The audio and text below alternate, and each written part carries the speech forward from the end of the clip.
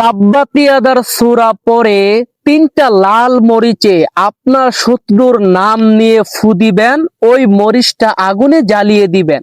আপনার শত্রু জ্বলে পুড়ে ছারখার হবে, ধ্বংস হয়ে যাবে। যাদের শত্রু বা দুশমন আছে, আমলটি সবার জানা উচিত। কারণ আমাদের সবারই কম বেশি শত্রু থাকে, দুশমন থাকে, যারা বিভিন্নভাবে আমাদেরকে ক্ষতি করে, আমাদেরকে বিপদে ফালায়। অনেকের অনেক শত্রু থাকে, যা শত্রু বিভিন্নভাবে আপনাকে জ্বালাইতেছে, যন্ত্রণা দিতেছে, আপনি তাকে কিছু করতেও পারেন না, বলতেও পারেন না। এই আমলটা শুধু করে দেন, আপনার শত্রু দেখবেন ধ্বংস হয়ে যাবে। আমলটি কিন্তু অনেক সহজ, শুধু তাব্বাতিয়াদা সূরা পারলেই আমলটি আপনি করতে পারবেন। শুধু আজকে নিয়মটা শিখে যান। এই তাব্বাতিয়াদা সূরা কিন্তু আল্লাহ তাআলা নাজিলই করেছিলেন আল্লাহর নবী দুশমন আবু লাহাবকে ধ্বংস করে দেওয়ার জন্য। তো এই সূরার এই আমলটা দিয়ে আপনিও আপনার শত্রুকে ধ্বংস করে দিতে পারবেন। তো আমলটা কিভাবে করবেন? আমলটা করার নিয়ম হলো, আপনি আমলটি করার আগে অবশ্যই 3টা শুকনা লাল মরিচ আনবেন। 3টা শুকনা লাল মরিচ আপনি সামনে রেখে আমলটি করবেন। আমলটি করার আগে ভালোভাবে ওযু করে পবিত্র হবেন। পবিত্র হয়ে আউযুবিল্লাহ বিসমিল্লাহ সহ তাব্বাতিয়াদা সূরাটা সহি শুদ্ধভাবে পড়বেন মোট 3 বার।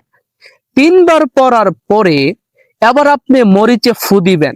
তবে ফু দেওয়ার এখানে একটা নিয়ম আছে। নিয়মটা হলো, আপনি মরিচটাতে ফু দেওয়ার আগে আপনার শত্রু দুশমনের নামটা আপনি মনে মনে নিবেন। মনে মনে নামটা নিয়ে আপনি মরিচে মোট 3টা ফু দিবেন। ফু দেওয়ার পরে এখন এই মরিচগুলো আপনি কি করবেন, সেটা হলো সবচেয়ে গুরুত্বপূর্ণ বিষয়।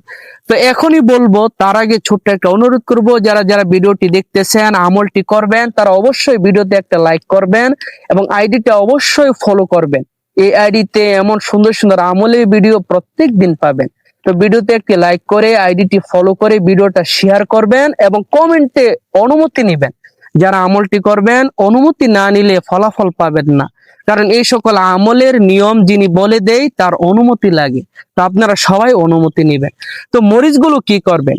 মরিচগুলো নিয়ম হলো, এই মরিচগুলো আপনি আপনার চুলায় যখন রান্না বসায় তখন চুলার ভিতরে এই মরিচগুলো আপনি দিয়ে দিবেন। চুলার আগুনে মরিচগুলো জ্বলে পড়ে ছারখার হবে। দেখবেন আপনার শত্রু দিন দিন সে ধ্বংস হয়ে যাচ্ছে এবং আপনার উপর সে যে জুলুম করত, আপনার ক্ষতি করত, এগুলো দিন দিন দেখবেন কমে যাচ্ছে ইনশাআল্লাহ। তো আমি আবারও বলবো, যারা যারা আমলটি করবেন তারা কিন্তু অবশ্যই ভিডিওতে লাইক করে আইডিটি ফলো করে এবং ভিডিওটা শেয়ার করে কমেন্টে অনুমতি নেবেন। আর না হয় আমলটি করেও আপনারা ফলাফল পাবেন না।